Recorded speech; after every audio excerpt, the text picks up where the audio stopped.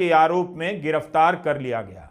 लेह की हिंसा के बाद अपने संबोधन में वांगचुक ने कहा था कि उनका अनशन शांति से चल रहा था, धीरे धीरे लोग जुड़ रहे थे, लेकिन 24 तारीख को अचानक बड़ी संख्या में लोग आ गए और उनका आक्रोश। लेह लद्दाख के अंदर की तस्वीरें आप लोगों को हम दिखा चुके हैं, लेकिन सबसे बड़ी खबर ये सामने निकल के आ रही है कि किस तरह से सोनम वांगचुक को हिरासत में ले लिया गया। जिस तरह से वहां पर बीजेपी के दफ्तर को आग के हवाले कर दिया गया, उसके बाद वहां पर माहौल पूरी तरह से शांतिपूर्ण हो चुका था, लेकिन अचानक से खबर सामने निकल कर आती है कि सोनम वांगचुक को पुलिस ने हिरासत में ले लिया है। अब उसके बाद से सवाल ये उठने लगे हैं, क्या मोदी जी ने सबसे बड़ी गलती कर दी है सोनम वांगचुक को हिरासत में लेने के बाद? क्या लेह लद्दाख के अंदर दोबारा से फिर से जेएनजी सड़कों पर उतर सकते हैं? हमारे साथ वरिष्ठ पत्रकार मौजूद है रवीश कुमार, आप उनकी इस रिपोर्ट को देखिए। नमस्कार, मैं रवीश कुमार। सोनम वांगचुक को गिरफ्तार कर लिया गया है। दोपहर 2:30 बजे वांगचुक प्रेस को संबोधित करने वाले थे, लेकिन उससे पहले ही गिरफ्तार हो गए। हम सभी उनका इंतजार कर रहे थे, तभी उनकी गिरफ्तारी की खबर आ गई। वे अपने गांव से लेह की ओर आ रहे थे जब गिरफ्तार किए गए।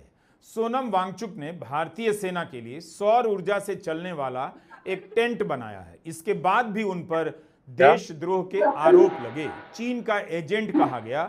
उनकी गिरफ्तारी तभी से तय लगने लगी थी। जो व्यक्ति भारत की सेना के लिए लद्दाख की ठंड में सौर ऊर्जा से चलने वाले टेंट का आविष्कार करेगा, उसके आविष्कार से लाखों रुपए की बचत होगी और पर्यावरण की रक्षा हुई है, क्या वह देशद्रोही हो सकता है? वांगचुक के नाम पर कई पेटेंट हैं। उन्होंने आइस स्तूप बनाकर पानी के संकट का बड़ा समाधान खोजा। इसके तहत सर्दी के दिनों में बर्फ के रूप में पानी को जमा करने की टेक्नोलॉजी बनाई, जो गर्मी के दिनों में पिघलकर किसानों के पास जाता है। जिस व्यक्ति का जीवन इन सब में लगा हो, क्या वह देशद्रोही हो सकता है? तो इस बार की सर्दियों में हमने ये देखा कि जो हमारे सैनिक हजारों में तैनात है गालवान की वादी में, वहाँ बहुत कड़ाके की ठंड पड़ती है और उन्हें बहुत तकलीफें हो रही हैं। तो हमने इस यूनिवर्सिटी में एक प्रोजेक्ट पे काम करना शुरू किया और प्रोजेक्ट था एक ऐसा तंबू, पैसिव सोलर हीटेड टेंट बनाने का, जिसमें कि हमारे सैनिक आराम से रह सकें और गर्मी सूरज से हो और न तेल का खर्चा न धुआं हो। 24 सितंबर से पहले और उसके बाद भी वांगचुक ने बार बार हिंसा की निंदा की और कहा कि इससे आंदोलन कमजोर हुआ है। उन्होंने लद्दाख की युवा पीढ़ी से कई बार अपील की कि उनका रास्ता शांति का है, हिंसा का नहीं। वे भी हिंसा के रास्ते पर ना चलें। मैं पूछ रहा था कि बीजेपी का जो ऑफिस जलाया गया है, उस पे आपकी क्या प्रतिक्रिया होगी? किसी भी हिंसा पे, किसी भी आगजनी या तोड़फोड़ पे मैं खुश नहीं हूं, मैं उसकी निंदा करता हूं। ये तरीका नहीं था प्रोटेस्ट करने का, तरीका शांतिपूर्ण था, उसको और धैर्य से हमें आगे बढ़ाना था। अरविंद केजरीवाल ने वांगचुक की गिरफ्तारी की निंदा की है और ट्वीट किया है कि रावण का भी अंत हुआ था, कंस का भी हुआ था, हिटलर और मुसोलिनी का भी अंत हुआ था और आज लोग उन सभी से नफरत करते हैं। आज हमारे देश में तानाशाही चरम पर है। तानाशाही और अहंकार करने वालों का अंत बहुत बुरा होता है। जो व्यक्ति लगातार शांति की बात कर रहा था, अहिंसक तरीके से आंदोलन और अनशन करता रहा, उसे ही हिंसा के आरोप में गिरफ्तार कर लिया गया। लेह की हिंसा के बाद अपने संबोधन में वांगचुक ने कहा था कि उनका अनशन शांति से चल रहा था, धीरे धीरे लोग जुड़ रहे थे, लेकिन 24 तारीख को अचानक बड़ी संख्या में लोग आ गए और उनका आक्रोश नियंत्रण से बाहर चला गया। जो युवा पीढ़ी है, इन सब से बहुत अंदर ही अंदर आग बबूले हो रहे थे और किसी को ऐसा अनुमान नहीं था कि आज के जैसा कुछ होगा। अचानक से हजारों में निकल के आए और इस तरह का एक नजारा बना। ये सिर्फ कुछ ही युवाओं का या ऐसा नहीं था, इसमें बच्चियां, स्कूल की लड़कियां, कॉलेज की लड़कियां, मंक्स जो भिक्षु हैं, वो भी आके बाहर भिड़ने लगे पुलिस से, तो ये एक तरह का गई नहीं है। बड़ा सी था। गृह बुला मंत्रालय रही के हैं। प्रेस नोट में सोनम वांगचुक के भड़काऊ भाषणों को हिंसा का कारण बताया गया है। हाँ? यह भी लिखा है कि सोनम वांगचुक ने क्या स्थिति करना? को नियंत्रित करने के लिए अच्छा, कोई अच्छा। गंभीर प्रयास किए बिना एम्बुलेंस से अपने गांव चले गए। यह गृह मंत्रालय का कहना है कि गांव चले गए, हिंसा नहीं रोकी, इसलिए उनकी भूमिका संदिग्ध है और वांगचुक शाम को चली गिरफ्तार जाएंगी। हो गए। वांगचुक का कहना है कि सरकार बाजी नहीं मुद्दों आ से रहा है। ध्यान भटकाने के लिए उन्हें बलि माइक का में रह रही बकरा हैं आराम बनाना से। चाहती थी। वे गिरफ्तारी से नहीं डरते हैं और अपने गांव में ही हैं। अब उनकी गिरफ्तारी हो चुकी है।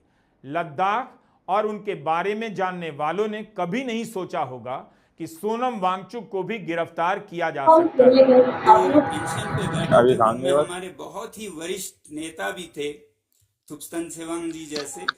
वो बाहर गए भी रोकने के लिए युवाओं को, मगर डर था कि उन्हीं पे अटैक ना हो जाए, उन्हें वापस आना पड़ा। इतने बेकाबू हो गए थे युवा, जैसा कहते हैं ना जेनजी का जो फ्रेंजी, वो आज लद्दाख में दिखने लगे। उनको किसी के नहीं सुनाई दे रहा था, किसी की वो नहीं सुनना चाहते थे। वो बस जान की परवाह नहीं कर रहे थे। खबर आ गई। गोलियां चल रहे थे, वो गोलियों के बीच अपना तोड़ फोड़ किए जा रहे थे।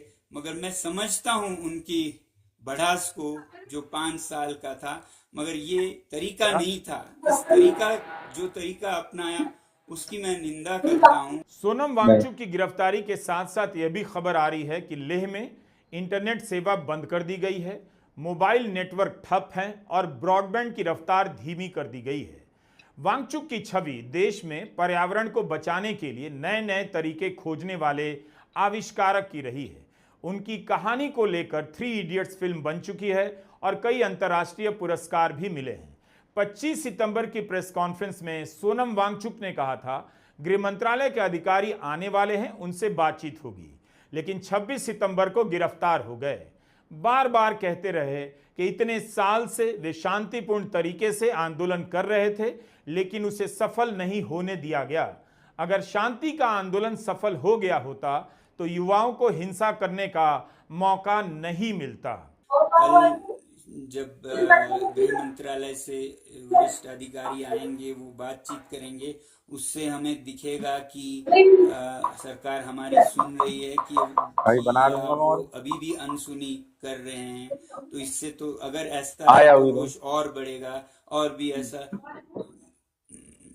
बदकिस्मती से हो सकता है। हम कहेंगे कि जो हमने 5 साल से आजमाया वो कामयाब हो। मेरा सबसे बड़ा शिकायत सरकार से है कि हम इतने सालों से शांति आजमा रहे थे, उन्होंने शांति को फेल करके अशांतिपूर्ण तरीकों को एक तरह से हवा दी। क्योंकि ये युवा कभी नहीं आते अगर हमारा अनशन सफल होता, अगर हमारा पदयात्रा सफल होता तो युवाओं को इस तरह सड़क पे आने की कभी जरूरत प्रोटेस्ट करने का।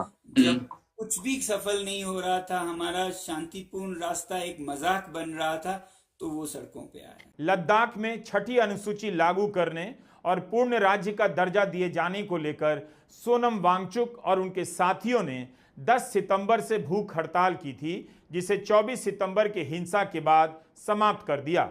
इस हिंसा में बीजेपी के दफ्तर को जला दिया गया और हिंसा के दौरान पुलिस की फायरिंग में 4 युवाओं की मौत हो गई।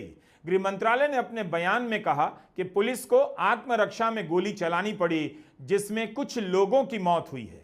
हिंसा में 30 से अधिक सुरक्षाकर्मी घायल हुए हैं और 40 से अधिक लोगों के खिलाफ मुकदमे दर्ज हुए हैं। दर्जनों लोग हिरासत में लिए गए हैं। ले एपेक्स बॉडी एलएबी से जुड़े युवा नेताओं को पकड़ा गया है और उनकी तलाशी हो रही है। गिरफ्तारी से पहले सोनम वांगचुक ने कहा था, एलएबी के नेता तो लोगों से शांत होने की अपील कर रहे थे, इस कारण वे भी हिंसा की चपेट में आ गए और उनकी भी गिरफ्तारी हो गई। जिस तरह से सोनम वांगचुक के खिलाफ एंटी नेशनल, विदेशों से फंडिंग लेने और हिंसा को भड़काने के आरोप लगाए जा रहे थे, अफवाहें फैलाई जा रही थीं, उससे अंदेशा हो गया था कि सोनम वांगचुक के खिलाफ कार्रवाई की जा सकती है। क्या विदेशी फंडिंग के बारे में तभी पता चला जब लेह में हिंसा हुई? 1 सितंबर 2024 को वांगचुक ने 125 लोगों के साथ 1 महीने तक की यात्रा की, लेह से दिल्ली तक की। उस दौरान क्या किसी विदेशी फंड का पता नहीं चला? अक्टूबर 2024 में वांगचुक ने 16 दिनों का अनशन किया, जिसे सरकार के आश्वासन के बाद तोड़ दिया। क्या उस समय सरकार ने विदेशी फंड की जांच नहीं की? मार्च 2024 में सोनम वांगचुक ने पूर्ण राज्य और छठी अनुसूची लागू करने की मांग को लेकर भूख हड़ताल की। 0 डिग्री से भी नीचे के तापमान में 21 दिनों तक भूख हड़ताल की। तब क्यों नहीं विदेशी फंड का पता चला और गृह मंत्रालय ने उनके एनजीओ का FCRA लाइसेंस रद्द किया? अचानक से 24 सितंबर के बाद से ही सब कुछ क्यों पता चल रहा है कि विदेशी फंड का हाथ है और सोनम वांगचुक के खिलाफ सोशल मीडिया में अभियान चलने लग जाता है? मणिपुर में 2 साल से हिंसा जारी है, क्या वहां भी विदेशी फंड का हाथ है? अगर है तो सरकार को बताना चाहिए कि क्या कार्रवाई हुई और कितने विदेशी फंड मिल गए। दोस्तों, आप लोगों ने इस वीडियो को शुरू से आखिर तक देखा। वीडियो के अंदर साफ तौर पर बात की गई है कि एक ऐसे शख्स को जिसने आर्मी को बहुत सारी सहूलियतें, बहुत सारी फैसिलिटीज, बहुत सारे ऐसे आविष्कार करके दिए हैं, ऐसे शख्स को हिरासत में ले लिया गया। एक ऐसे शख्स को जो शांति की बात करता हुआ लेह लद्दाख के अंदर नजर आ रहा था, उसके ऊपर NSA के तहत मुकदमा चलाया जा रहा है। बात कही जा रही है कि NSA के तहत उन पर कार्रवाई की जाएगी। लेकिन बड़ा सवाल, क्या मोदी जी ने अपने पैर पर कुल्हाड़ी मार ली है? क्योंकि जिस तरह से अलग अलग राज्यों के अंदर से तस्वीरें सामने निकल के आ रही हैं, जेन ज़ी सड़कों पर उतरे हुए हैं, जिस तरह से सरकार को लेकर आज के युवाओं के अंदर आक्रोश देखने को मिल रहा दोस्तों, ऐसे नाजुक वक्त में इस तरह की तस्वीर सामने निकल कर आना सरकार के लिए एक बड़ी चुनौती साबित हो सकता है। बाकी आप लोगों ने इस रिपोर्ट को देखा था, आप लोग इस रिपोर्ट के बारे में क्या सोचते हैं, क्या समझते हैं? अपनी राय कमेंट सेक्शन में जरूर दीजिएगा। मिलते हैं अगली वीडियो में, जब तक के लिए जय हिंद, जय भारत।